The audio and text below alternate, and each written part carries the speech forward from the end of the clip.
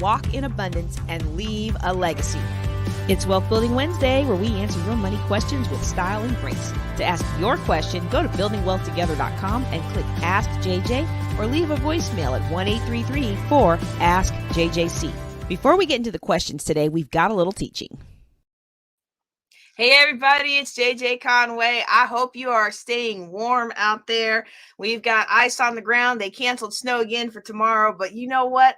As soon as I heard that there was going to be winter weather, I blocked off my calendar, y'all, so that I would have time to play with my kids. And I did have 2 appointments that were already existing today, but tomorrow we're going to be painting it up and we're going to be crafting it up and we're going to be board gaming it up, and it is going to be a lovely day, even though I'll be fasting.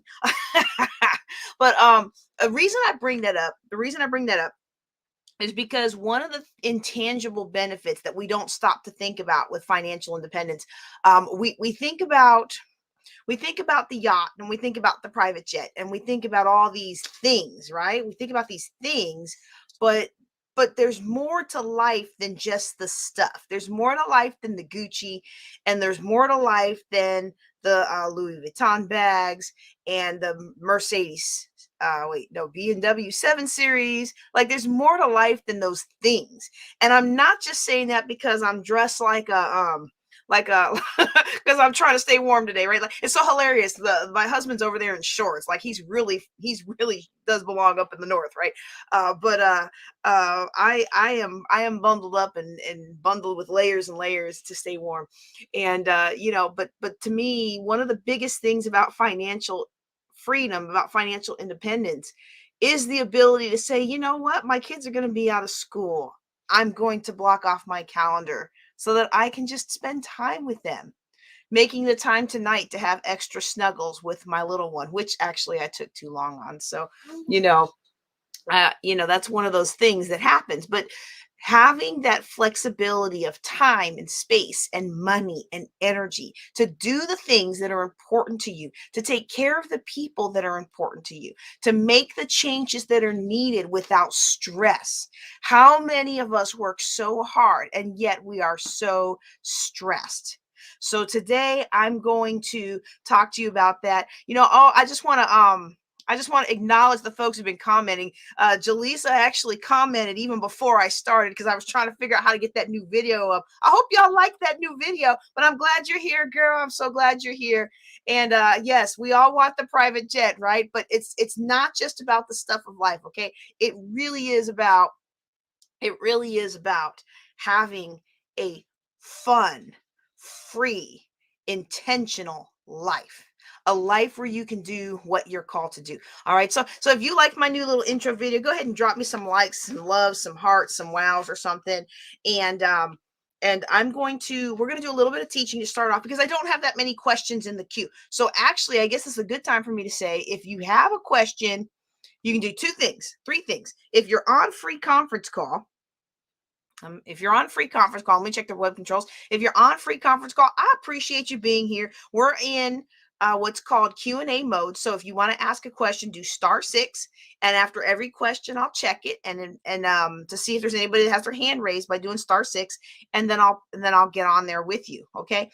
If you would like to, I'm trying to find it. I know I built it. If you would like to be anonymous, you don't want to have your questions in the Facebook or YouTube chat, that's fine. You can go ahead and go to askjjc.com. I don't see why I'm not seeing that here. Oh, there it is.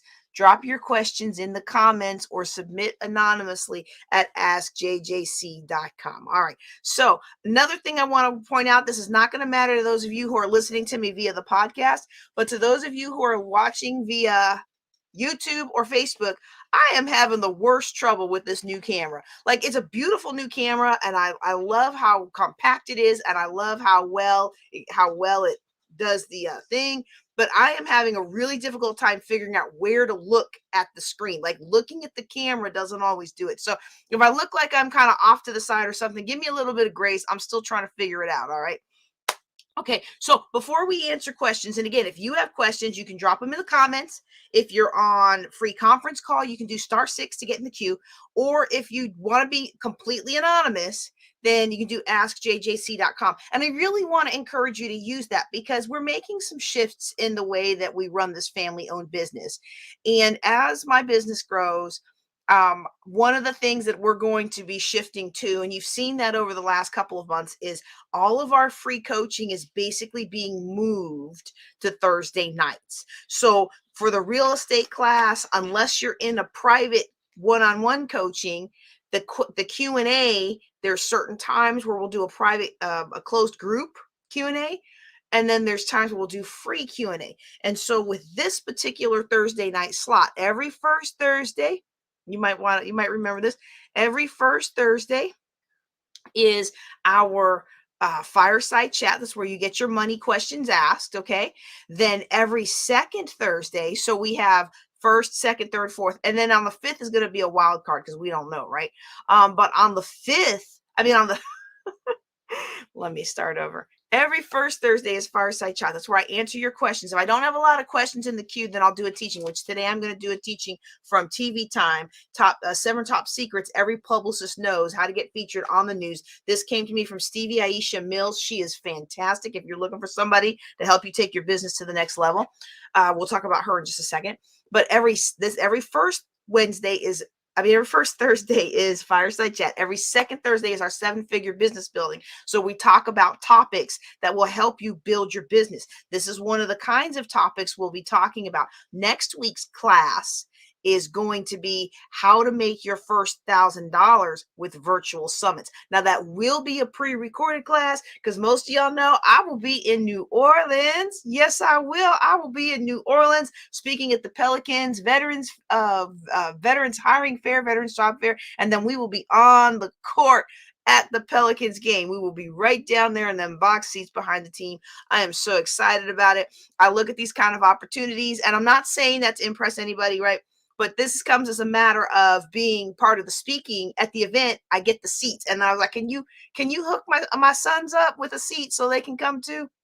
So this is why I do what I do. Like, I don't have to take a speaking engagement if I don't want to. But this particular one, I was like, juicy, give me the perks and the benefits and let me have a good time with my kids. And so we were already going to pull them out of school so they could attend the TMEAA, Texas Music Educators Association. I think that's what it stands for. Basically the big band director and band concert thing. We were already going to pull them out of school for that. And I was like, let's just make a quick detour and take them with me on this, Okay. All right. So real quick, I see some questions are starting to come in. We're going to get to your questions, but I do want to make sure everybody understands we tested it out. We soft tested it last year, but this year we're really going to hold more to it. Every second Tuesday is your 7-figure business building. Next week will be how to make your first 1,000 with virtual summits. The March will be how to make your first 1,000 as a coach. Okay. Then every third Thursday, y'all remember we're going back to our roots, y'all. Every third Thursday is Real Estate Investing 101. And with Real Estate Investing 101, last month, we did an overview of real estate. So we looked at 20 different ways to make money in real estate, whether or not you ever buy the house. And then next 2 weeks from now, we're going to be doing wholesaling 101. So this is how you get started. Now, some of you have jumped in when I sent out Sherman Ragland's 21-day course. You jumped in on that. And you'll probably, if you've been doing the course, by now you should have noticed that he is very clear about you teach somebody else how to do this. The whole reason I started teaching wholesaling 101 was because I took Sherman's advice. I love getting my properties from wholesalers. And so, I was like, I can teach people to do it better than I can do it myself. So let's do that. Right. All right. Let me edit this banner real quick. All right. And really, when I think about life, I know that I'm not perfect. You know what I mean? Like, I know I haven't arrived or anything, but I'm doing all right. And I want you to do all right too. All right. I want you to be able to have the flexibility and the freedom you need to do what you want to do. All right. So every first Thursday, questions and answers. Every second Thursday, 7-figure business building. Every third Thursday, real estate investing. And we might work in other investing. Now, look, I know some of y'all like, she done said she's doing well with crypto. I invested in crypto and it crashed. The market is having a sale. Keep putting that $100, $200, $1,000 a month in there over time.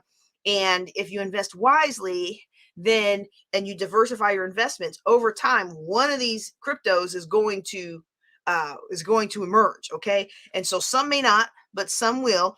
And we all know that the even smarter method is investing in the actual platforms, right? So we don't know which coinage or whatever it is going to work, but we know that the platforms are eventually going to work. So we want, if you have the money to invest, you want to invest all, but we're still going to be this year pretty much real estate investing, because that's something I can recommend to everybody. If you're broke today, you can make money with real estate investing and use that money to pay off your debt without going into more debt. See, that's how I teach. Okay.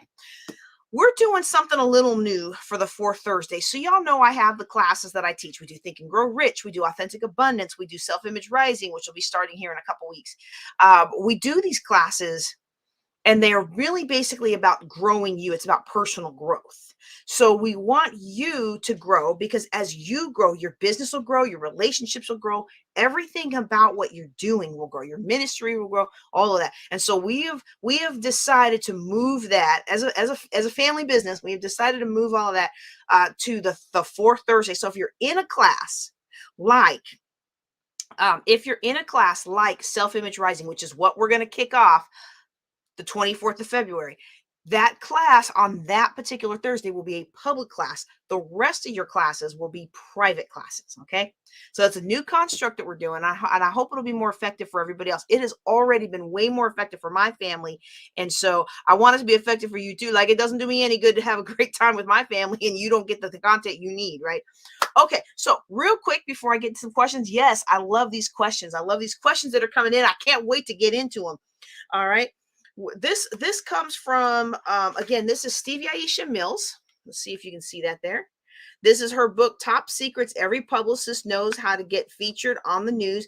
I'm pretty sure you can still get an electronic download of this free on her website. But if you don't go quickly, she may be moving on to the next thing. So make sure you act on that quickly. Stevie Aisha Mills. All right. And she also, she just changed the name of her group. I'm sorry. I should have looked that up before we started. But she has a group on Facebook that's very active. Okay. This is secret number 2, create newsworthy content. Now, I'm not going to give away all her secrets, right? Y'all need to go out there.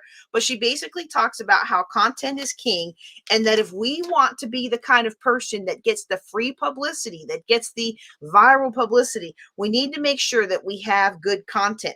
Now, that doesn't mean that it has to be our own, put our own, make it all up ourselves content, but you do have to have your own unique spin. Okay. So you want to make sure that people understand that they have a reason to interview you. And one of the biggest reasons that people want to interview you is that what you're talking about is relevant to what's happening in the world, and it gives a unique spin. So like for me, when I talk about some of these events that happen, you may think that they don't have a financial aspect, but almost everything we can talk about that's happening in the world today, I can talk about it in a financial aspect, because if somebody's being abused, that directly translates back to finances. If people are being mistreated, they don't have equitable, they don't have equal opportunity to access to different things. Well, that directly translates to finances. If somebody's in abusive or toxic relationships, that directly translates to finances and money and wealth. Because if you are bound in a toxic situation, it's hard for you to be able to A, pass on good life skills to your future generations, and B, you're using up so much energy in that toxic environment that you are not using that energy to do the things that benefit you long-term financial, and it clouds your judgment. So I can take almost anything and translate it, but if I don't do that pre-work, I'm not going to stand out. I'm going to be like everybody else who's on YouTube. And if you can find what I'm giving on YouTube, well, ain't nobody going to want to watch me or buy my courses. I say that knowing that I put this on YouTube. All right. Okay. This is Stevie. I see the question here. Rosalind asked, what is her name? It's Stevie with 2 eyes. Stevie with 2 eyes. All right. In fact, you can, let's see, this is here, how to make it on the news.com. I think it's Stevie. I think you can actually go to steviewith2eyes.com. But I should have done that work before we started broadcasting. Next time. All right. So the other thing And this is why I wanted to bring this up today, is to make sure that what you're doing is timely. She's got a bunch in here. And again, I'm not giving you all her content today. I want you to go get her book. And I really do, because she sent me this. I was supposed to interview her for Black Queens Matter book club. And then whatever happened. And it was mostly my fault that we weren't able to connect and we missed the window of opportunity. So I really do want to highlight some of the things, but we don't want to give away all her bread and butter here. But one of the things is making sure that you're relevant and that you're timely. And a lot of us, and this is not the royal we. This is, you point one finger, you got three pointing back to you, right? This is totally me acknowledging this is me. This is what I'm working on in 2022. You can help hold me accountable. All right. So a lot of us are not timely. We're not timely with our responses. We're not timely with our follow-up. We're not timely with our deliverables. And even with an international business that I'm running now, I like to build in qualifiers. Like if you send me a question, if you are a paid client, you get unlimited email access, but I reserve the right for 48 hours to 72 hours for a response, depending on the complexity of your question, right? Well, that's all well and good to have policies, but if you can't help people when they need your help, they're going to find somebody who can. And so with these news folks, one of the things that I've discovered working with the news agencies that I've worked with is, when they need the scoop and they need the story, they're under the deadline now. And if you wait till next week, well, they've moved on. They've either moved on to somebody else or they've completely moved on in topic. And like, you're like, wow, this was such a burning topic. Well, it was last week. All right. So I'm going to make a commitment in 2022 to be more speedily and timely with my follow-up. And I'm going to ask you to make that commitment as well. Okay. It will absolutely help your financial standing, because there's so many financial issues that are made worse when we don't follow up.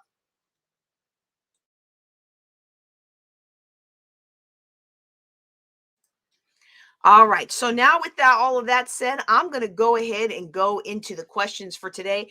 Let me first take the questions that have been submitted already. Actually, you know what I'll do? I will do that at the end. Let me go ahead and start answering the questions that have been dropped in the chat, because I'm imagining the people who I don't see the same names of people in the chat versus there. So I'm going to get the people who are live today. I'm really glad that you guys are here who are here. Let's just start with this first question. I am looking for a vehicle that would pay out after a few years for retirement. What are some principles? Well, this is going to be a little bit controversial, because the first vehicle that comes to most people's minds when we talk about something that's going to pay out after a few years for retirement is going to be something like an annuity. And here's the issue with a lot of annuities, okay? One of the issues with a lot of annuities is they are a stable check and they are going to get you a payment for life. However, you are not going to make as much money off of that annuity as they are. So annuities, if you know that you've got health concerns or other things and you just want to make sure that you have a stable amount that you can budget on, then that could work. But a lot of times, if we have the ability now to build up our passive income, then now's the time to do that. And it may not be a stable check, but it can still be income for life. So for example, I'm going to go to real estate because it's one of my favorites, but you can also do the stock market. You can do other investments, but the more complex an investment is, the more work it takes in order for you to actually profit from it. All right. So, wait a second. Did I say that right? I'm being distracted by a little one. Okay, hang on just a second.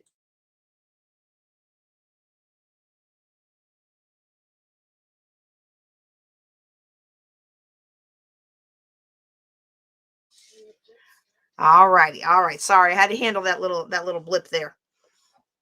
So that's not what I mean to say. What do I mean to say? How do I want to say it? Okay. You can invest in the stock market, and there's certain stocks that are going to pay certain dividends. You can invest in the stock market, and there's certain benefits that are going to go if you're in your self-directed IRA or your regular IRA. And as you hit a certain age, those payouts can start kicking in, and you can set it up how you want it. And there's safe ways to set it up. If you've got, they say use a 4% return, you just don't take out more than 4% every year, and you can calculate that out and you can say, okay, I'm going to pull this money. But let's say you wanted to invest in something with even huger opportunities, right? Like you wanted to do crypto, or you want to do venture capitalism. You want to invest in small businesses and then profit when they profit. You can do those things. There are people who have done those things. However, crypto is such a wildly fluctuated and unregulated environment right now that I can't guarantee you anything. Venture capitalism, yes, you might hit the next big thing. But as anybody who's ever been in business where you have to go and buy the products to sell in your store, and if you've never done that, going to these trade shows is it's like the world's biggest shopping trip, right? You as a buyer, you're going in there and you're picking out things to sell in your store, and you're banking on somebody knows what the next big trend is going to be, and you're banking on your ability to bring that next big trend. But you bring back fidget spinners and I'll make something up. Let's strap a lotion to a pen and we're going to call that a new product, right? And so you come back with a bunch of pen lotions and you come up with a bunch of fidget spinners and you don't know which one's going to be the big hit. Well, then the big fidget spinner becomes the big hit. Well, this is a bust and nobody wants that. Right. And so that kind of speculation, you can make a lot of money, and you can make a lot of money, a great return on investment, but it's not stable. So one of the things that I like to recommend to people is to, if they're really looking, if they don't have the time to be aggressive in their research, in their investing, then I recommend the stock market and real estate. And some principles for that. First of all, I do recommend that people do not invest with money that they can't afford to lose. And whenever I think about investing with money that I can't afford to lose, the first thing that comes to my mind is the Kmart. How many of y'all have heard of my Kmart barbershop story? I'm gonna tell you this story. Hopefully, I'm gonna make it real quick. Back when I was a young captain, Kmart was growing and growing, and they were having some issues, but they were going to make some corrective movements. And my ex-husband comes home and says, my brother got a hot tip from the barber shop. Kmart stock is going to split. What a split is they take a stock that's worth something, they split it into two stocks, okay, and each stock is worth whatever it is. So if they split into three, each one of those is worth a third of what the original was. So in this case, if you had one stock, one share that was worth 100, if they split it into two, now you've got two, but it's 50. You have the same amount of money that you invested, but now instead of having one share, you got two. Okay. I don't remember what the price of Kmart was back then. All I remember is it had this big run up of excitement for this big announcement that they were going to split. They split, and within hours, they were bankrupt. And my ex-husband and I put our entire savings on Kmart because of this hot tip from the barbershop. Do not invest based on a hot tip from the barbershop. All right.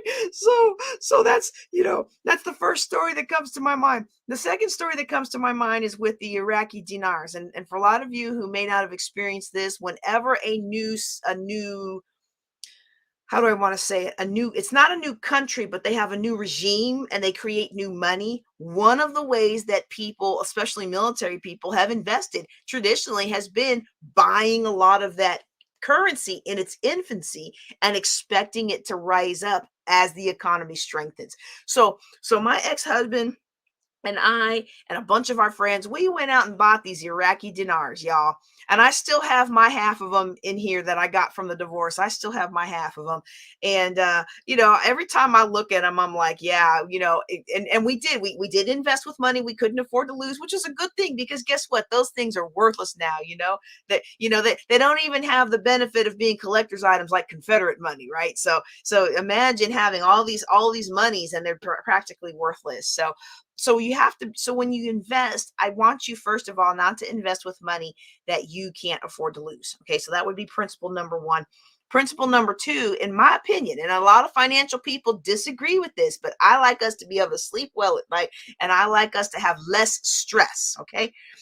I believe that when I run the calculations and when I work with people, that very, very rarely does it make sense to take on debt to invest. And I personally teach, don't do it at all, even if the math works, because most of the time the math doesn't work. But if the math does work, I will remind people that most of us don't make decisions based on math. We should, but we don't. And I always get the one guy or gal who's like, well, you know what? I pay my credit card off in full all the time. And I've got a 0% loan on my car note. So why would I pay off a car in cash when I could just invest that money and make 8% return on the market? You know what? If the math works for you and you can make it work for you, great. But you know what? Most of the people who come to me as a financial planner, even those who are making 7 and 8 figures, they are not operating according to math. And I like you to operate according to peace and according to safety and according to what is going to let you sleep well at night. Okay. So, you know, if you are investing in the market, but you're paying 12% on your credit cards, well, you're losing money because the market's going to make you anywhere from 8 to 12, you know, average 10%, average 8 to 10%. And you're losing money. You're losing money right off the bat. So pay off the debt and then invest. And I get some other people, well, I'm too old. I can't pay off the debt first. I've got to save up for retirement. Well, if you will stop adding to the debt, I promise you, these principles that I teach, if you will pay off the debt and stop adding to the debt and live a debt-free lifestyle and start investing 15 to 20% of your income into vehicles that will help you grow your income using a self-directed IRA or using a mutual funds, well-managed mutual funds or things like that, you will be all right. And it doesn't have to take very long. In fact, we were playing around with the idea. I'm like, you know, almost everybody that I've worked with that has followed this program to the T got financially independent in 7 years. And I know I can't make that a promise to anybody. And I know I didn't do it myself because I ignored that real estate debt for my ex-husband for so long. Like I paid off all the 120 of consumer debt. I paid that off in like 2 years, right? Like I hustled. But I'll admit, for about the next 2 or 3 years, I ignored the other stuff, all those upside down properties, because it wasn't my fault that that property is 205,000 upside down. Not my fault that this property is 40,000 upside down. That is his fault, and I'm not responsible for it.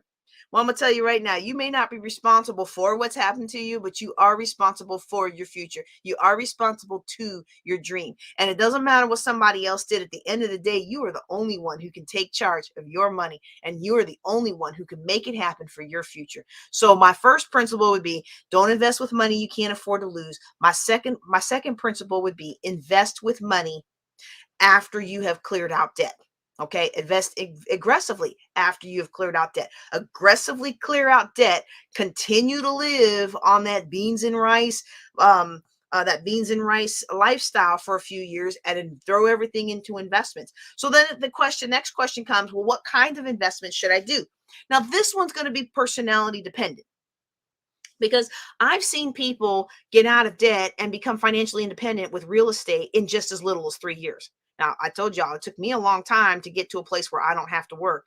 And I still don't have a yacht. So I love my life. I love the fact that I have the freedom to block off my calendar because of these snow days that we've got going on right now. But I don't have a yacht.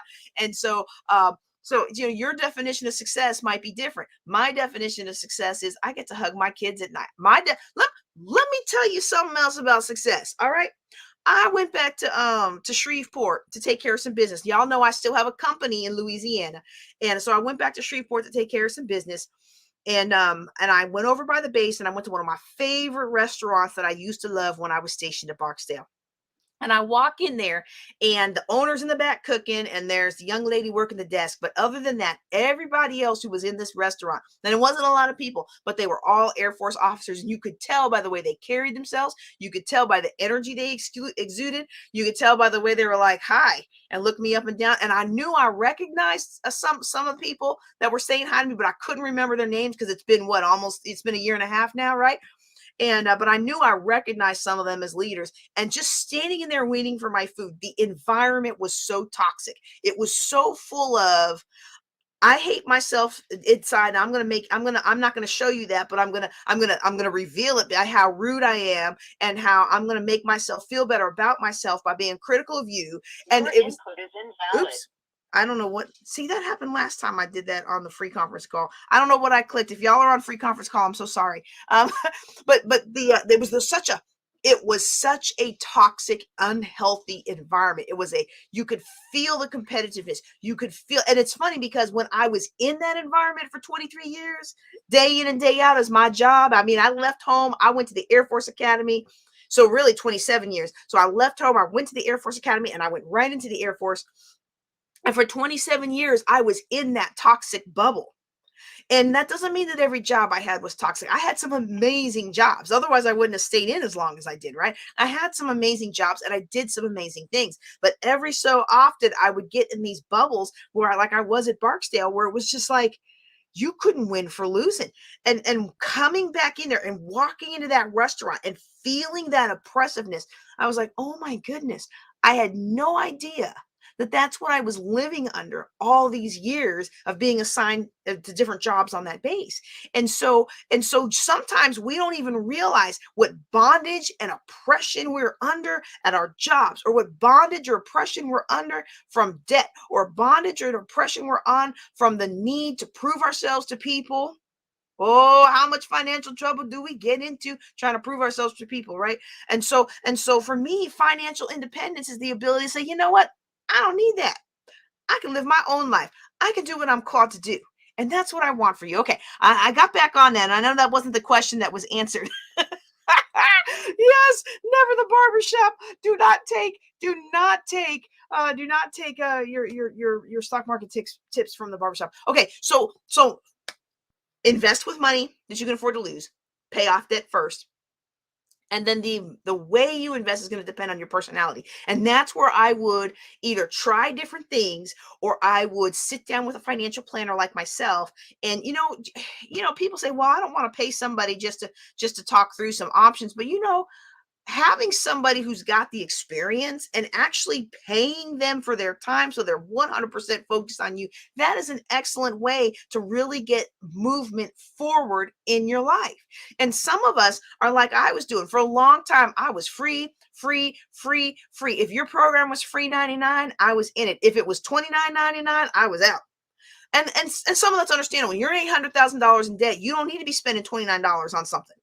And that sounds kind of harsh, but my budget for me and my son to have fun was $2 a week. That was my budget to go have fun with my son, $2 a week. And you know what I found out? There were so many free things that opened up to us. There were so many free things that opened up to us that a lot of times that $2 a week would just sit there and grow every week. And then I'd have, $10 or $20 and we'd go to Chuck E. Cheese or something. And even Chuck E. Cheese would give free things for military. It's really funny. When I got out of most of that debt, all those opportunities kind of dried up on me. I said, oh, that was a special grace. That was a special grace for me. And so we have to make a commitment to our future, but sometimes it's really hard to be able to say, oh, this is what you should do. That's what you should do. Because in a public environment like this, I can't really answer those kind of questions because I don't know you. But I will tell you, a lot of people do very well, very fast with real estate investing. And you don't have to take on loans or clean up your credit in order to do real estate investing. I love this here. I love this comment about watching your father work in his investment property. And I love investment properties, but not everybody is really into dealing with tenants and toilets, right? So there are other ways like wholesaling. There are other ways like tax certificates. Well, I would stay away from tax certificates, but tax liens or tax deeds. There are other ways to invest in real estate that you don't have to do something that makes you cringe. You can find an avenue that makes your heart sing and work in concert with other investors so that you are really building wealth together. Okay. All right. So those are some principles for having something that will pay out. And what I wanted to do a little quick graph of, real estate. A lot of people are like, well, the market goes up and down and real estate values go up and down. Okay.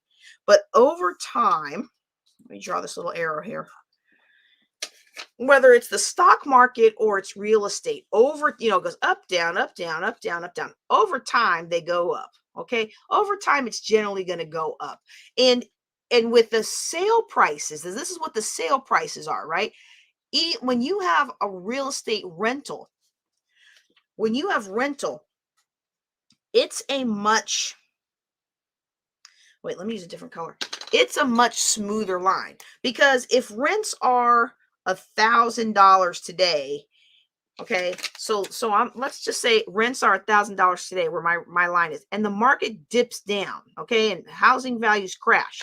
The rents aren't going to crash that much right away. They might dip a little, and then when the market goes up, the rents will raise a little, and then the market might do whatever it does. But you know, the rentals are going to be more, it's going to be a more smoother line of income. Now, where the issues in rentals come is what a lot of people don't account for, is they don't account for vacancy and they don't account for repairs. Okay, so if I have a property, we just raised the rent on one property because I needed to pay for some, I know some repairs are coming and I needed to stash up for that and make sure we're good, right? You have a property and you think, oh, I'm making $100 a month. Yay, I've got an extra $100 a month to go shopping with. No, because you have to worry about vacancy. What happens when that tenant moves out and they're gone for a month or two? Well, that eats up all your profit if you haven't accounted for it. And you got to worry about repairs. What kinds of things go wrong in a rent home? Well, I've had to replace several air conditioners, and of course, many of you know that air conditioners, they've changed the way that they've changed the way that you can do them now. They've changed the requirements for the refrigerant and the coolant, so you can't just keep repairing the old stuff. You got to put in the new, more energy efficient stuff, right? So you got to replace the whole system. Man, one year we replaced 3 of them things. I was like, Lord help me.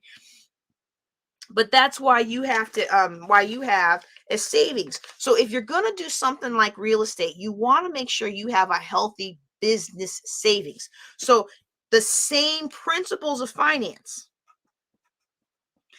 okay, the same is it business, BUSESS.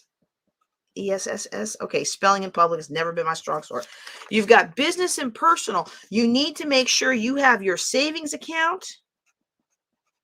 And for business, it's the same thing, but they call it retained earnings, right? It's the same thing. It's basically a business savings account.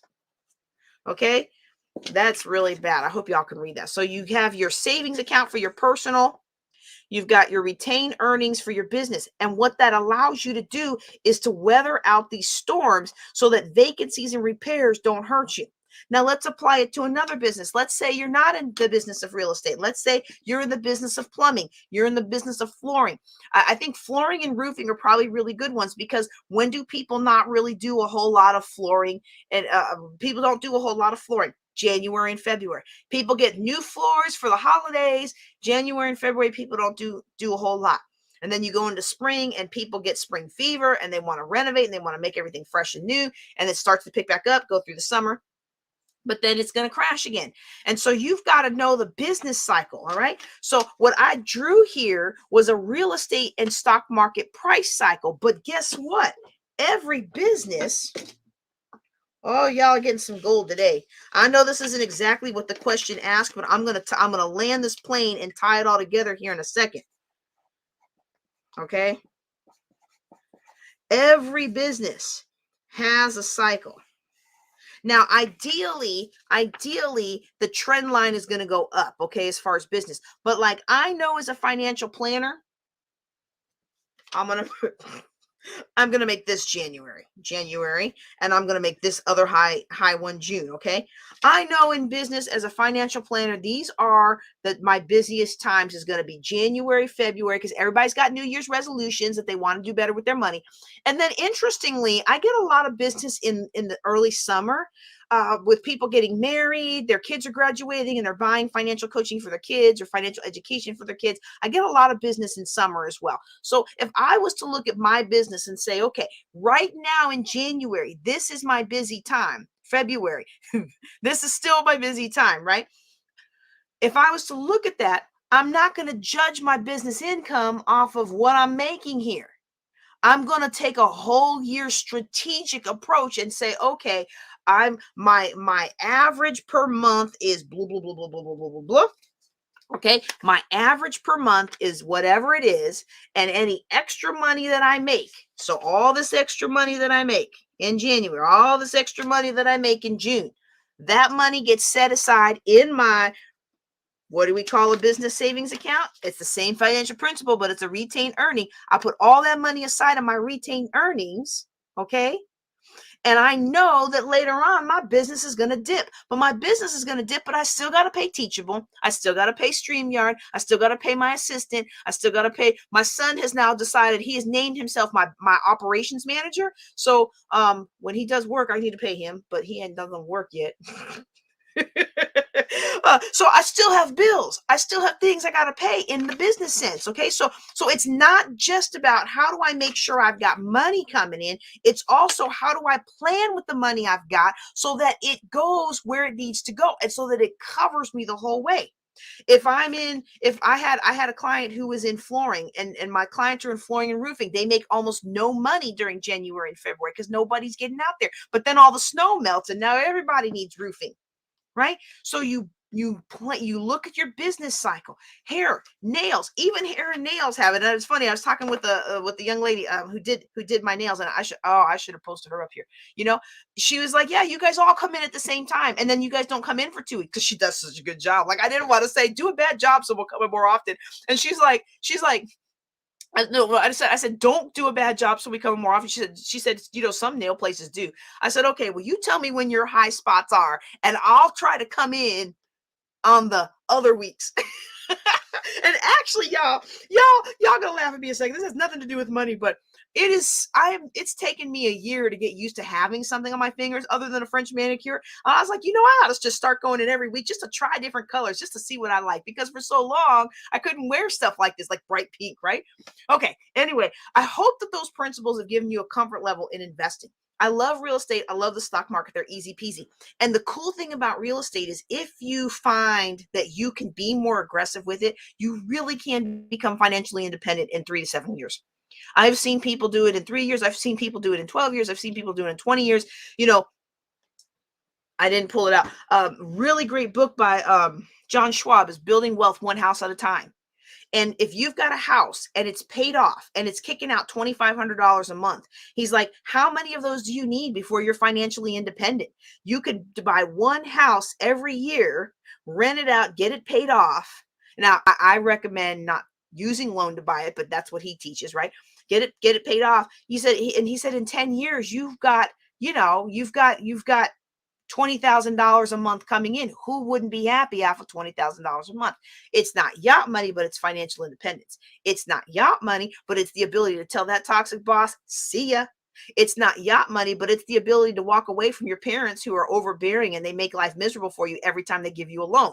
Oh, I get plenty of clients who come to me. They're like, I am so tired of my parents being overbearing. Or even worse, I get so many clients whose parents are paying for them to come to me. And I'm like, I will work, but I will not guarantee results because your son, your daughter, your sister, your brother is like this for a reason, and they've been doing this all their lives. And unless you're going to pay me to work with them for 10 years, I'm very unlikely to change them when they weren't invested enough to come to me in the first place. But you can still send it to me. I will take your money and I will give it my best effort, y'all. Okay, let me go back to another question. All right, let me go back. I love this. I love this. I love this. Okay. Oh, you guys are fun. Okay. Let's see. All right. Let's see. Oh, this is an interesting question because I have a lot of suggestions on how you can build business credit, but I'm not a really big fan of business credit. And this happened, this is funny. This happened a couple weeks ago. I was speaking to a group of professionals about finances, and one of them was like, well, I had my savings and I used my savings to stand in this gap, but I really wish I would have taken this or that loan. And I know some loans are being forgiven, but there's nothing that's guaranteed with all that. And if you're at a point in your business where you need a lot of loans, and some businesses teach that you've got to have the loans to get started because you need to take on the big loan so that you can make a big splash with your marketing, so that you can hire your first employees and things like that. I would submit to you that with most businesses that I've worked with, I can help you find a way to start your business without loans. And that if you're needing loans, that speaks to a lack of planning in your business. Now, I can't tell who this is. Okay. So I'm not trying to be rude or anything, But when that person in my class the other day that's speaking to this group of professionals, they brought me in to do an hour and a half workshop. When I was speaking to them and they were like, well, I wish I would have taken the loan and not used my savings. I've never had anybody who is the financially independent come back to me and tell me they didn't like these suggestions. Even if they disagree with them mathematically, they still understand the power of getting out of debt and living a debt-free lifestyle. Even if they have enough money that they feel like they can take the chances with debt. Okay, it's kind of like scripture. When I go to somebody's church and they are preaching the same thing I preached last week, I don't sit there and be like, I already heard that and I taught it better. Instead, I get excited. My heart gets excited. I get thrilled. I want to hear them. I want to hear them impart this word to somebody new. Like I, in my spirit, get excited. It's the same way with finances. So are there ways to build credit? Sure. In fact, my ex-husband and I won't tell you the name of the company because I don't want you to go look it up in case it's still out there somewhere. But we actually had a company where we resurrected dormant LLCs. This is so horrible. I don't know why we did this. Like we were living debt free ourselves, right? We resurrected dormant LLCs and then we would sell those LLCs to businesses that wanted to. I don't think you can do this right now. I think the regulations are made it difficult to do this. But we would sell the LLCs to businesses that want to get credit because if you've got a 5-year-old LLC, well then you go out there and you go apply at Home Depot and Lowe's and all these places and you get these little credit cards. But I'm telling you right now, there's very few businesses that you individual cannot make work on a debt-free basis. Ask Chick-fil-A, ask Hobby Lobby. There are a ton of multi-million-dollar international businesses that run debt-free, and you can be one of them. While there are people that work with their business credit and it's able to fill in the gap and to make things work, I find that taking on business credit is something that's kicking the can down the road. And you say, well, I need, and I even had somebody come to me who's making a movie and we sat down and talked through the ways that she can get donors and she can get people to invest in her movie. And we're talking multi-million-dollar project here without taking on debt. And it can be done. What goes into that? What goes into finding somebody to help you, to invest in you as far as be able to contribute? What goes into attracting the right employees so that you can, or volunteers? A lot of businesses are built with volunteers. No, not even just volunteers. There are some companies that I get referrals from, and two of them come immediately to mind. I'm not going to name them out loud, but there are some companies that I get referrals from. We are literally paying them to be like employees. Like one of them is like, hey, you didn't respond to this inquiry in 24 hours. We're going to have to cut you for the program. I'm like, I don't work for you. I'm paying you for these leads. And so then I had to change my processes to make sure they at least got a touch. Cause I'm like, I'm not going to be beholden to nobody. All right. That's the whole reason I built the life that I built for myself, was so I could do what I needed to do, what I wanted to do, and not have to have somebody breathing down my neck. All right. So yes, I think what would be helpful is if you could come back on it again. This is not showing me your name.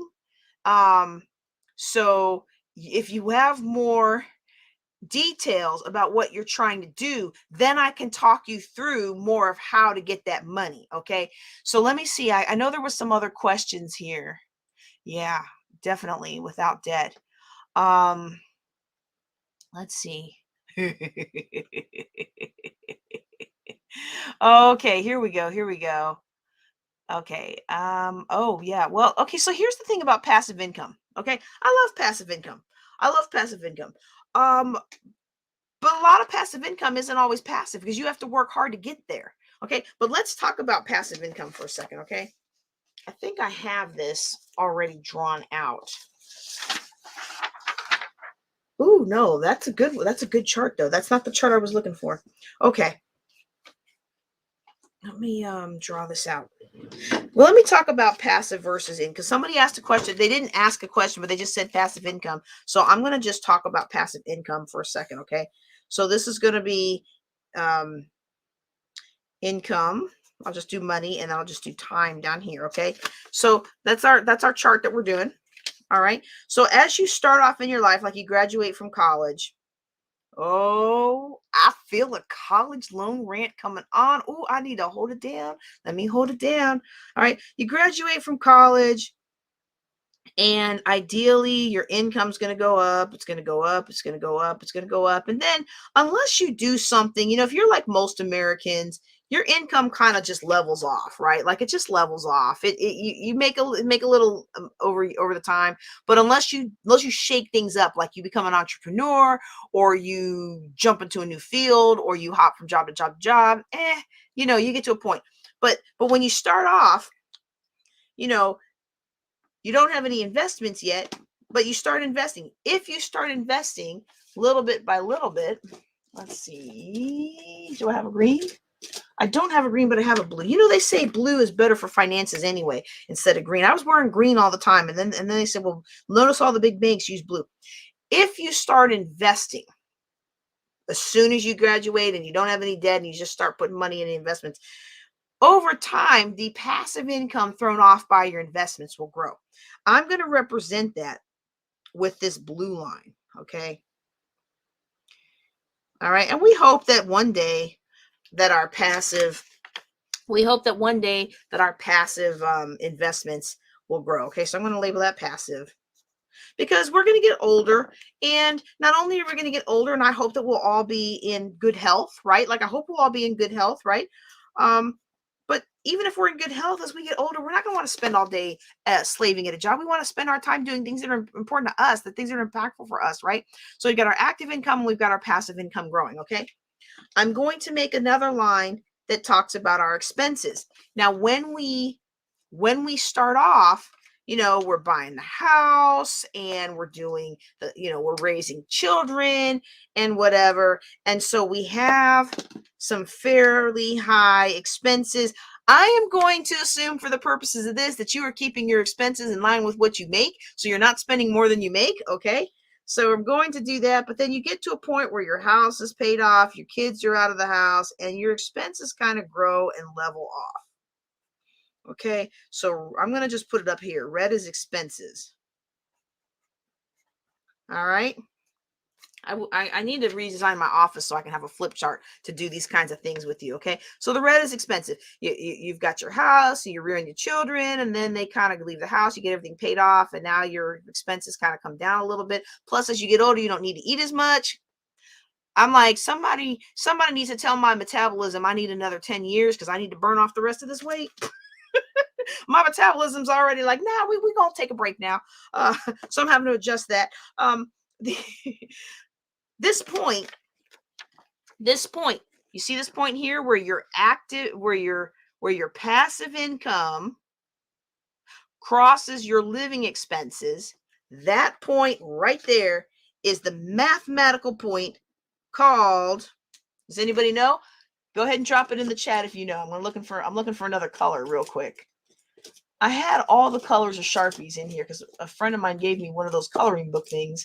It's not for me. I'll be honest with you. I am not a coloring book person, but I loved all the different color Sharpies and I can't find them. All right. Anybody know what that is? Let me see. Nope. I don't see. This point is called enough. Actually, it's called the crossover point. But your money or your life, they call it enough. That's when you have enough passive income coming out that you can basically spend your life doing the fun stuff, doing what makes your heart sing, doing what you've been called to do. That's what this is. Now, if you're listening to this on the podcast, I know right now I'm drawing all these charts and I'm drawing them here. If you're listening on the podcast, I encourage you to go out to my YouTube channel and find the Fireside Chat for February so that you can actually see what these charts look like. Okay. But if you've been following me for a while, this is not news to you. Okay. All right. That's the point called enough. And the goal, my first goal for everybody is to have that financial flexibility that they can make their money in different ways so they don't have to be beholden to any one way. Like, I want you to be able to tell that toxic boss, see ya, I'm out of here, because you know you can either make money entrepreneurially or you can make money in another job, or you have the skills and the relationship equity to be able to move to another job. Like, that's my first step for you. That's called financial flexibility. My next step for you is called financial independence. And that's when you have enough in your passive income, your retirement income, your investment income, your stock market income, your real estate income, any other kind of income that you don't have to actively work for, even though you may have to manage some things with real estate, that's income that's coming in that you don't have to get up to a 9 to 5. Okay, that's the point called enough. And I want you to get to the point called enough. When you get to that point, it opens up so many doors for you. Just the fact that you're not stressed out about those toxic bosses anymore, that alone opens up so many doors because you walk in a different energy. See, this isn't just about money in the bank. It's about the energy that we walk in. And I told some of you the story of walking into that restaurant and the toxicity that met me at the door from the people that were in there. And I realized I had been in that toxicity in the Air Force for 27 years. Some jobs were great, some jobs weren't great, but many of them carried that toxic energy. And you might be selling yourself short, stressing out, trying hard to prove yourself to people who ain't never going to care, stressing yourself out, trying to do for your children, your grown children, that just kick your words and your hard effort and your money and your labor to the curb. Oh, I can feel myself getting stirred up. Okay. So I'm not going to go down that route. I am not a family and marriage counselor, but I am a good mom, and I have learned what I saw other mistakes that other parents did, and I've learned what parenting experts say, who their kids have gone on to become productive members of society. And so I'm not an expert by any means, but I am a good mom because I learn and I adapt and I do, and I spend time with my children. We got to spend time with our children. All right. So somebody gave me an opening. Oh, somebody gave me an opening. Ooh, let's talk about college debt. All right. Not going to be a rant. I'm just going to politely and calmly remind everybody that many people who start off poor, like I did, or who look like I do, never get to the point called enough. Why do they never get to the point called enough? Because they graduate from college and they got that $100,000 of college debt.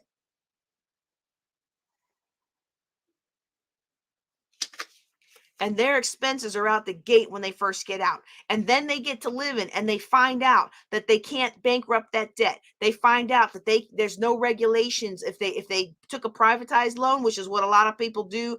Even if they start off with a federal college loan, then they realize they can't pay their bills. So then they refinance this great new program. Well, guess what? There's no regulations. Once they get you in that program, oh, they can have a field day with you, and they do. So then they have these crazy bills, and their expenses are so high, and it takes them so long to pay it off, and so long to pay it off, and so long to pay it off, that they can't pay off a house.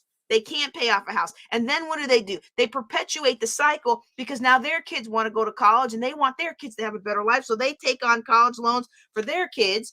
They take on college loans for their kids. And instead of going down, their expenses go up. They never get to the point called enough. They never get to the point called enough, because they are steady paying off debt to somebody else. And college debt is one of the most insidious forms of debt. Now, am I glad I went to the Air Force Academy? It was a free college. Yes. Did the debt that I graduated from college come from college loans? No. That came from being foolish and wanting to go out and party and not realizing that low interest rate didn't mean you didn't have to pay all that back. I also took on debt that I shouldn't have took on. I really should have dug my feet in, but I was too nice and I took it on when my family needed me to. So I now know not to do that. But if we're going to go to college, there are ways to go to college without spending debt. Okay. And I've had parents argue with me. I have had so many parents argue with me. And then I have watched over the years as that has come back to bite them, when they took out loans for their children and they thought their children were going to come back and pay those loans off once they got that good job. They either didn't, or they didn't get the good job, or they took out hundreds of $1,000s a loan because their child was going to go to law school or go to med school, and then they don't complete the program. They decide they're going to do social work or teaching. I don't have any problem with social work or teaching. I think the world needs more social workers, and the world needs more good educators like my husband and his colleagues. They are excellent educators. The world needs more of them. But you don't go and rack up $100,000 of debt thinking you're going to go after law, and then you end up teaching. It'd be better for you to go and work your way up as far as find scholarships or find lower price colleges to get started with, and an intern at a law office, and make sure that's what you really want to do before you take on these commitments. And then when you do this kind of thing, when you become this kind of an intern and you build these kinds of relationships, then you can do, I talk about it in my free money for college class, you can do what my case study Mary, it's not her real name, she literally went from office to office to office in her town and said, here's why you need to fund me for college. She raised $100,000 for her to go to college. And she's not the only one. I've heard several people with those kinds of stories. So that kind of relationship building, interning while you're in your summertime as a high school student, taking the opportunity, and as parents, making the opportunities for our children to go do these things that will put them in the right positions. Nurturing, oh, here's a big one. Nurturing their talents so that they can shine, and putting them in places where they can shine. Putting them in places they don't even want to be in. Like my son, my son did not want to go to no Texas governor school. But do you know how many colleges are already offering him scholarships? So sometimes we as parents, we can't let the child raise themselves. I think the Bible even says you let the child raise themselves, they're gonna go to no good end. So do I think that he will do well if he goes to college? Sure. Do I think my little one is gonna go to college? I'm not so sure. I'm really not so sure. That may not be in his cards. And I'm okay with that.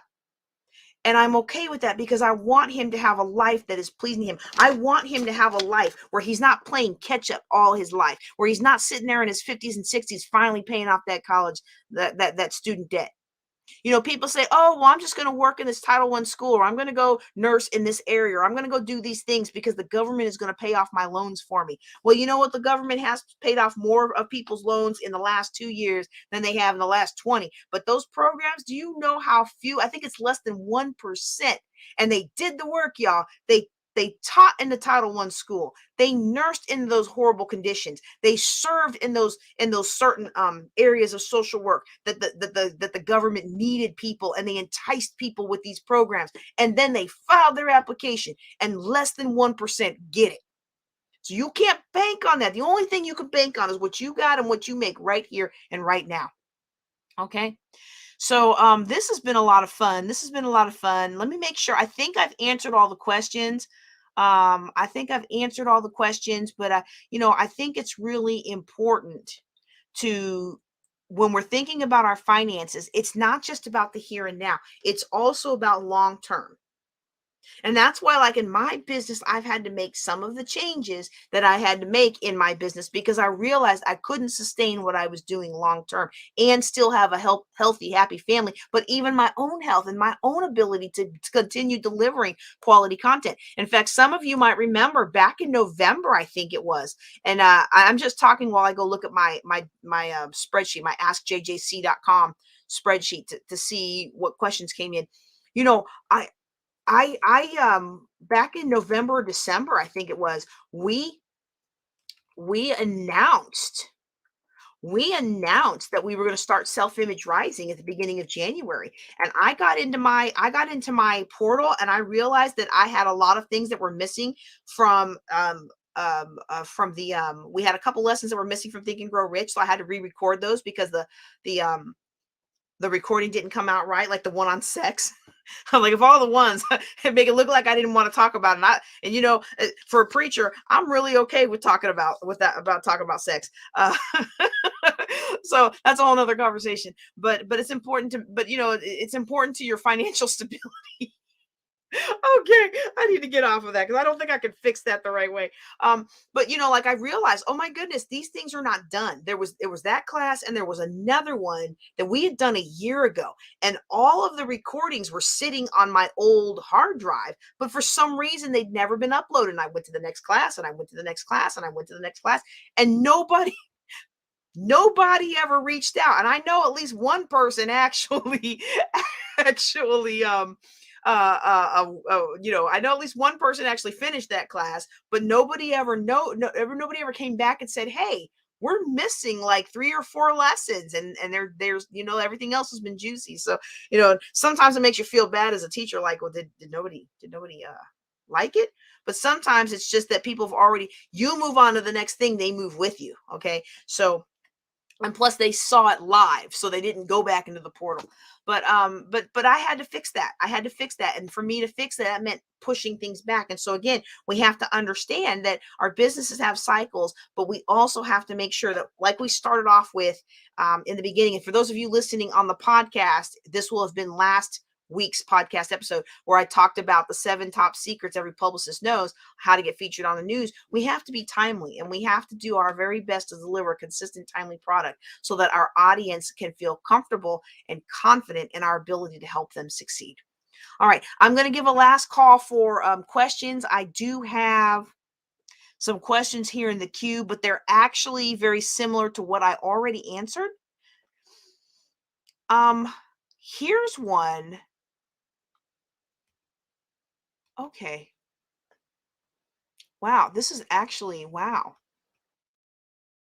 Okay, I've got one here.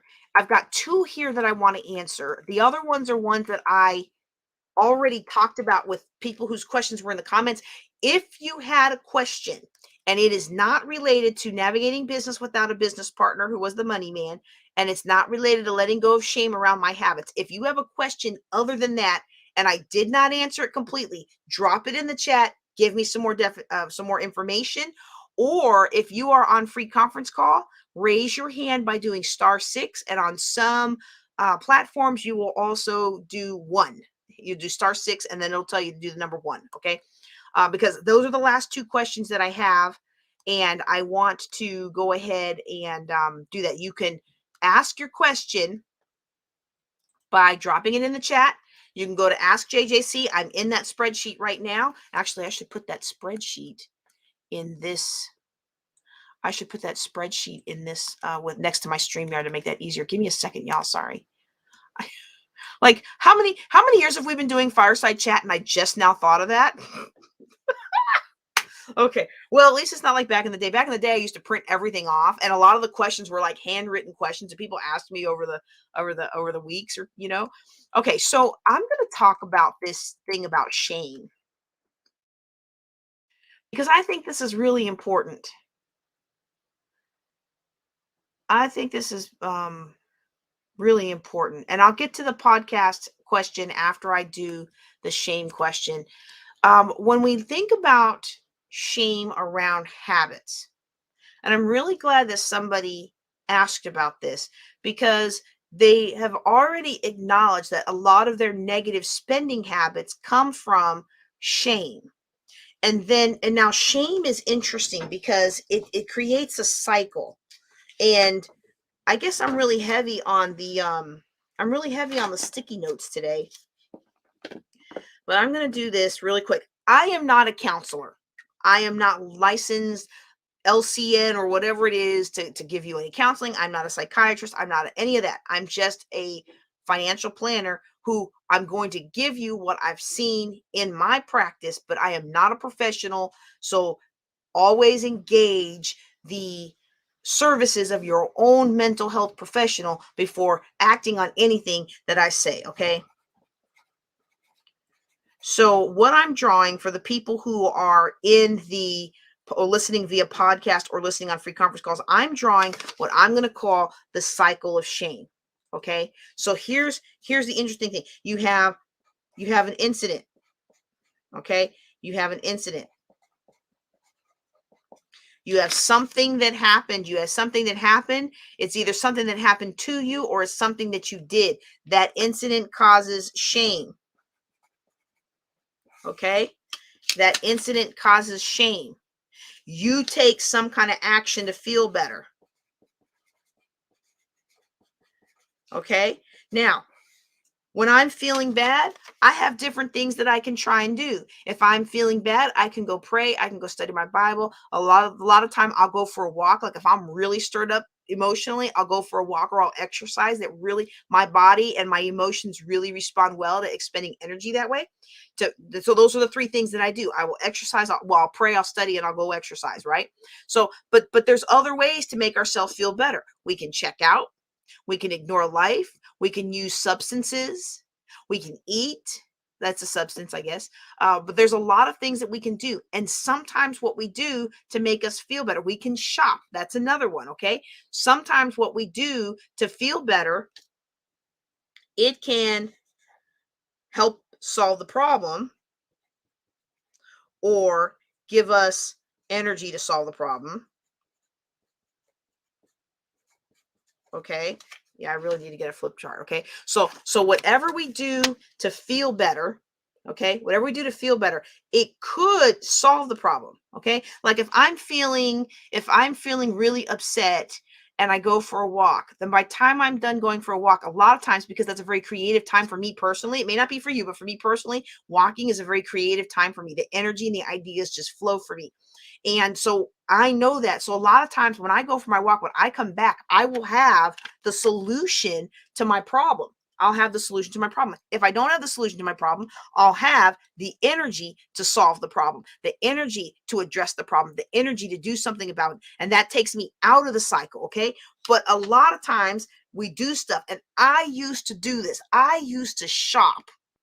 So you know how I often say that I could have been out of debt years earlier if I had just buckled down and accepted the fact that I was in all that debt and taking care of that real estate debt. That's one part of it.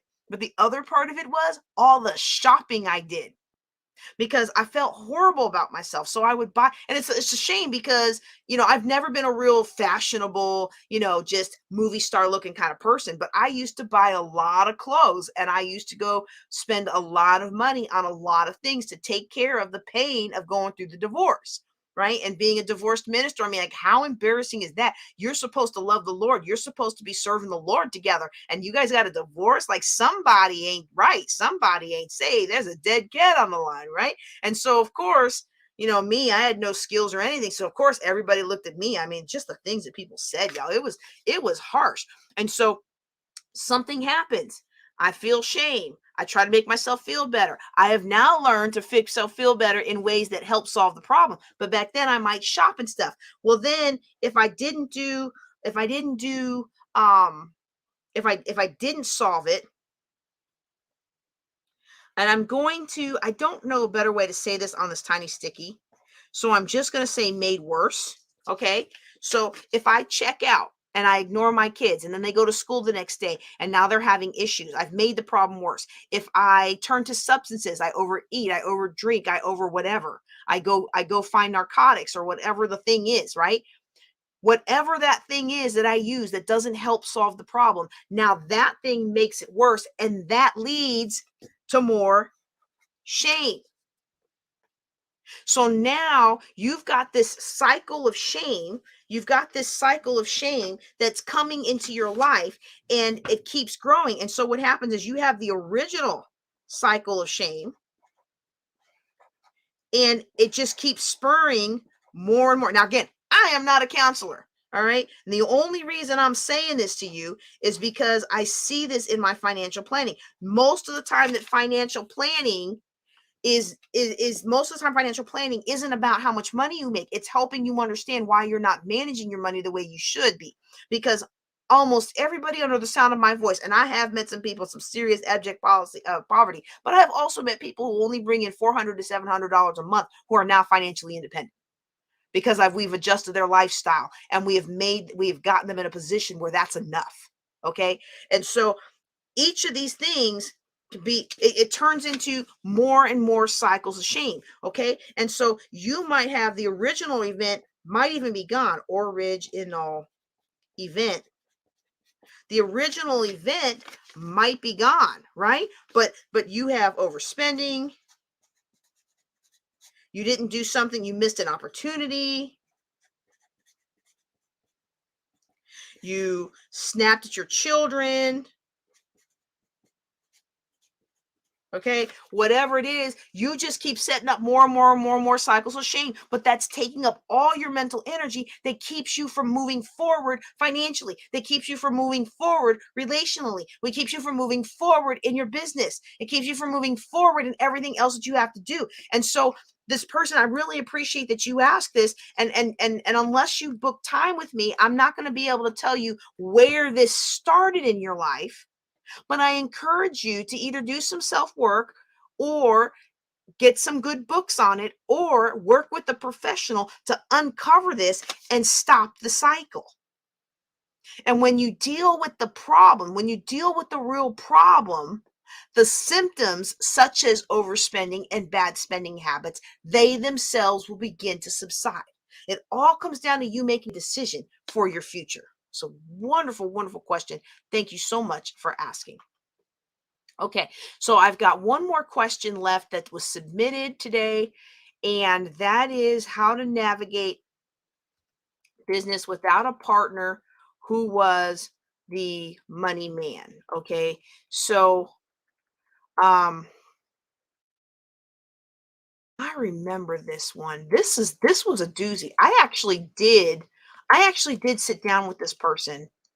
Um I actually did sit down with this person, and without divulging too much, they were in business together, but they didn't have solid agreements, and the business partner died. So this person's husband was doing all the work, and the other person was paying for everything, and then they were splitting the profits. So let's say y'all know I love real estate. Let's say I want to go buy a house, but I don't want to go into debt. So maybe I bring in a partner, and that partner is an equity partner and a funding partner. They bring in the money, and we're partnering together, and I do the work, and I'm compensated for my work, I'm compensated for paying off the trades and all that stuff.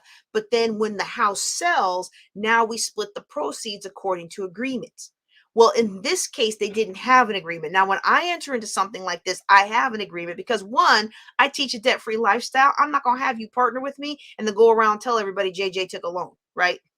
Now I will say there are times where I will lend, because it's interesting to me. The Bible tells us not to borrow, but it gives us instructions on if you're going to loan, if you're going to lend to somebody, lend this way and that way, and don't overtax them, don't take advantage of them, don't do usury, right? So that's a very interesting dichotomy there. That if you want to help pour into somebody's business or something like that, but I don't recommend I don't recommend doing a whole lot of lending, and I don't recommend doing a whole lot of taking in loans. Okay. So I just want to make that clear. So I'm going to have those written agreements. But there's two other big reasons to have written agreements when you're partnering like that. In this case, they were working on something, and the widow of the guy who was the money partner refused to hold to the agreements. And because the money partner's name was on everything, this other couple was left holding the bag. So the money partner's widow got the properties and the business assets. The one who was doing all the work got nothing. And so, we talked through some strategies, and of course, I do hope it works out. When you're in a situation like that,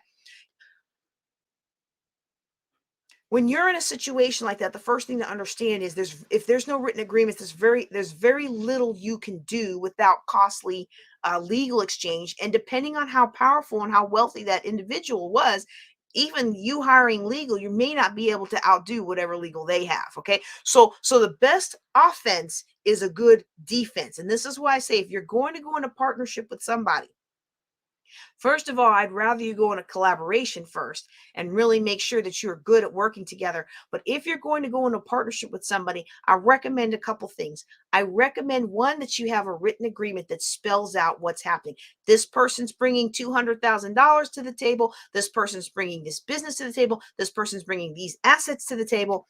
And then the other person is doing this. So let me use my house investing as an example. somebody comes in, I'm going to buy this house, I'm going to renovate this house. The house costs $100,000. I'm looking at a $40,000 renovation. So that's a total of 140 we're going to put in, and we project to sell it for 250. So that's like just over, closing costs and everything like that. It's about $100,000 of profit, right? Split between the two. My agreement that I would write out with this individual, depending on where I'm at, like how much of my, how much am I bringing as far as labor and all that stuff, my agreement will spell that out. Some of you who participated in my last project, I had one guy that got really upset because I spelled out in the agreement that this is how much each of the people are going to pay me for my time and effort in managing the project before we split the proceeds. And he was like, well, I don't understand why you have to get that. And I'm thinking, well, if you're going to quibble over $2,000, you don't need to be working with me. Like that was how I felt. I was like, if you're going to quibble over that, we're looking to make, this flip, we're looking to make like $75,000 between the three of us. And you're going to quibble over 2,000 for my time in managing this product. I don't think so. But that was my thing is, look, I'm going to manage this. I'm going to manage the trades. I'm going to do all the negotiations. All you're doing is putting in money, and we're going to be this kind of partnership for this this kind of LLC operating agreement. And that your role is you're bringing in this much, your role is you're bringing in this much, my role is I'm bringing in this much, and I'm doing the bulk of the work. So I brought in a little bit. I mean, you got to have, nobody's going to invest with you if you don't put some skin in the game, right? So I'm going to bring in this much, which is a little bit amount, and I'm going to do all this work, and you're bringing in this much, and you're bringing in that much, and together we're going to do this. And when the property sells, you brought in, I think this person brought in like it wasn't equal because I was only bringing in a little bit, but this person brought in almost half the money. This person brought in almost half the money. I didn't bring in most of the money. I brought in a very small sliver of money, but it was me doing the work. So the profit was split 30 split evenly in thirds. Okay. So that's how I structured that deal. But before we took our profit, I got paid for the 2 months worth of overseeing everything. And somebody, if you've never renovated a property before, that's some hands-on time that you have to have. And I encourage people to do this. So you want to have a strong defense and have things spelled out. Now, sometimes you may decide that you're not going to have an equal split. So for example, you have a child that is going to college. You determine they actually need to go to college. They'll actually profit from going to college. You're not just sending them to college because it's the thing to do, right? And you're putting them in somewhere that's going to, be in line with their talents and their dreams. So they're going to college, and you have a self-directed Coverdale plan for them, which is an educational savings account. So you have a self-directed Coverdale for them, and you have your self-directed IRA, which is for real estate. Well, your self-directed IRA that you use for real estate may go into a real estate investment with your child's self-directed Coverdale. Okay. And your child self-directed Coverdale you can only contribute $2,000 a year to it, right? So your child's self-directed Coverdale pops in $2,000. Your self-directed IRA pops in $100,000. And your operating agreement for this transaction is going to be that you're going to have this split of the finances, but of the profit, you're going to split it the other way around. So maybe you do a 595% profit. So in my earlier example, if the property made $100,000 now, and I have a 95-5 split on the agreement between my son's Coverdale and my self-directed IRA, now that $100,000, his Coverdale gets 95 of it tax-free, and my IRA gets 5,000 of it tax-free. And you say, what? Mind blown. Well, this is not new to people who are wealthy. See, we're going around chasing after tax-free loans and insurance products that cost us way too much money because we think, oh, this is what the wealthy do. Let me tell you something. The wealthy aren't getting rich off of that stuff. They're really taking money out of your pockets for that stuff. Now, if you have $10-20 million net worth, I can take your $1 million, put it into one of these insurance products, and boom, it's instantly worth $7 million. We can do that all day long. But you don't have that, then these are not the products for you. Okay. Okay. So I hope that what I'm saying is making sense there. When you're in that situation, you're going to have to entreat the person who has the control, and you're going to have to figure out how to move forward. If they will not be entreated, you're going to have to figure out how to move forward and cut your losses. Because if there's no agreement, I really hate to say this. I don't want to end on a bad note. So somebody drop a nice happy question in the chat for me. All right.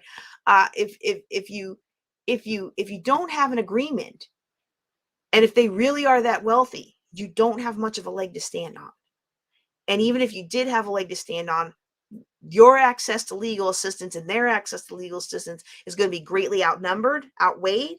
And so you could fight it, but your funds and your energy may be better fought moving on to the next thing, taking the skills and what you've gained from that relationship and that business partnership that you had, even though it wasn't written on paper, taking what you gained from it and applying it to the next thing. And then in your next thing, making sure that you have those written agreements so it's very well spelled out. And one agreement that a lot of people don't think to add into their documentation is what happens if one of the partners dies. Now, there are different things that you can do. There are different insurance products that you can buy that, like if this partner dies, everybody else, and you can create the agreement however you want. But like if this LLC board member or corporation board member, if this person dies, either everybody else gets their equity split evenly, or if this person dies, everybody has the right, or if this person dies, that seat goes away. You can structure it however you want. And you can even buy insurance policies that will pay off that person's heirs for their share of your company if they die, so that you can keep your rest of your company. Right? So there are a lot of different things you can do. It's all about what you can afford to do. And it's all about doing that prior planning up front. We talked in the beginning, and for those of you listening to the podcast, this will be the previous week, because I see now that we've got enough content for about 3 weeks from today. So we're going to get 3 Wealth Building Wednesdays out of today. What we talked about earlier is understanding that there are business cycles and understanding the cycles of the market. This speaks to strategic planning. And when it comes to your business, the succession planning and what happens if something happens to one of our members, that's part of the planning that you do. Okay. So, all right, let's see what we've got here. We've got a couple of good questions. We've got, is creating a podcast profitable? Now, this is an interesting question for me because I love my podcast, and you probably wouldn't know it by how sporadic it's been of me posting anything to the podcast over the last couple of weeks. I really did a poor job of time management, and I took on way too much at the end of last year. And I see that now. But at the time, I was like, man, I'm getting invited to speak here. I'm getting invited to speak there. I'm getting paid for this. I'm getting sent on this swanky trip. Like, I was living the dream, y'all, and I was loving it. And I am still loving it. But I have other things that I need to do because I am in a doctoral program. And when push came to shove between podcast and doctoral homework, well, the doctoral homework won. Didn't win enough. That's why I'm focusing more on it in 2022. And you're going to see that. You're going to see some scaling back of my business. But I am going to return to being more consistent with the podcast. So is the podcast profitable? Well, the interesting thing about podcasts is that podcasts can be profitable. But I think most podcasts, and this is what I've experienced, and this is what one of my colleagues, Danny Osment, who does the podcast incubator, one of the things that I have seen and that he has taught as well is that a lot of podcasts are more about building relationship with your audience. And so you can make money, you can sell the time when you get somewhere, when you get to a certain point. Like my podcast is to the point now where people are like, hey, we want to pay you to be on your show. We want to pay you to be part of your show. We want to pay you to advertise on your show. And I'm like, oh, I'm so excited. But I haven't been real consistent in my business over the last 2 months. So let me get consistent first, and then I'll take your money. And let me get all that together first. And so when you have a podcast, and anybody can start a podcast if you want to, we're going to do, let me go back into that screen because I think I have it coming. Is it May? Let me go on a 7-figure business building. I think podcast is in there, but I don't see it.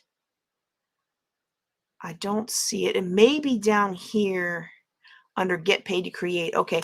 We have a podcast lesson coming up. But I'm going to try to get some experts on to even talk more about it. But you can, when you have a podcast, anybody can start a podcast. You can do it for free if you wanted to. There's tools that you can get. I mean, I have the highest plan on Libsyn is only $20 a month, and it sends your podcast to everybody. So you can go free to cost, but you can start a podcast using equipment that you have, things that you have, the phone. My original podcast, when we originally started, all the lessons were recorded through free conference call. Like, I didn't even have a good phone recorder on my phone to record the podcast. So I recorded them on free conference call, and then I edited them with a free software called Audacity, and I still use Audacity for my audio editing. So, there's a lot of things that you can do with a podcast. The problem with a podcast is I don't think it's profitable right in the moment. And depending on how you structure it and the guests that you have on, it may take some time to become profitable. So if you're in it for the long haul and you really do enjoy talking with people, you do enjoy interviewing people and stuff like that, then yeah, go for it. I recommend it for sure. But if you're looking for something that's going to make you cash in the next 2 months, unless you already have a huge base of clients, a huge audience where people are going to sew into it, or they're going to advertise their products on it or things like that, well, then it's probably not something that's going to get you where you want to go right away. And then the last question we're going to cover today is, are grants a good source of funding? I think grants are very interesting. I have had people write me into their grants to do financial or career counseling kinds of things with their students, and with whatever their whatever their nonprofit is doing. People have wrote me into their grants to pad the grant and make it a much bigger application. So to teach financial strategies, the personality assessments, like what career should you choose, those kinds of things that I do to help people win with money. Like, I love that. Do I want to go after everything I do being in grants? Well, I don't know that that's always the best source of funding, because when you're a nonprofit, you have different rules you have to play by. When people are giving you their money, they often want to direct how you use it. And, there's some different things about that. But if you are starting a business and you have a portion of that business that can be funded with a grant, I encourage you to align yourself with the nonprofits in your area so that you can actually let them write you into their grants proposals as a vendor. And so I may have confused some people when I said earlier people wrote me into their grant.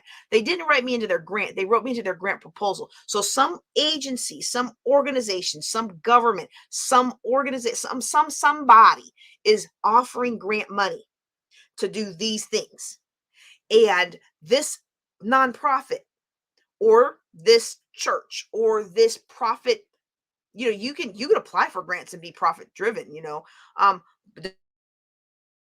whatever agency is writing a proposal, application for that grant. What this agency does is bring in different vendors and their own efforts. So let's say we just adopted a kitty. Oh, she's so cute, y'all. I've got nothing done over the last 2 days because we have been on the couch lazing around. This kitty likes to laze on mama's belly, and I love it. I eat it up, y'all. I just adopted a kitty. So let's say our local humane society is going to go after a grant to expand their operations. And so they want to be able to either upgrade their building, or maybe they want to hire new people or pay their volunteers part-time, or, not volunteers. They want to hire some people, or they want to do some educational programs. Okay. They want to do some, let's do it that way. Because then you don't have to hire people. Hiring people is a pain. So this hypothetical example, let's say the people that I adopted my new kitty from, they want to do an educational program to educate people about taking care of pets. Well, pets are expensive. So maybe they say, okay, JJ, we'll bring you in. Can we bring you in to teach a class on pet insurance and how to make sure you have adequate funding for your pet and how to make sure you budget for your pet and the importance of budgeting for your pet. And they bring me in to talk all of that. Okay. So in their proposal for the grant, they write the stuff that they already do, how they provide safe, humane care for these animals, how they have these educational programs. And by the way, we're going to have this vendor do this. They put that in a proposal. They send it to the grant people. The grant people say, love it. We'll give you, maybe they applied for $10,000. Maybe the grant people gave them all 10,000, but maybe they only gave them 7. So then they come back to me and say, well, we only got 7,000 and we know that you proposed about $1,000 to do this part. What can you do with $700? And I customize a program for them. I fulfill the program. I invoice them. And from their grant money, they pay me. I have done that with a lot of people who have gone for grants. And it's a wonderful, wonderful way to expand your reach. Okay.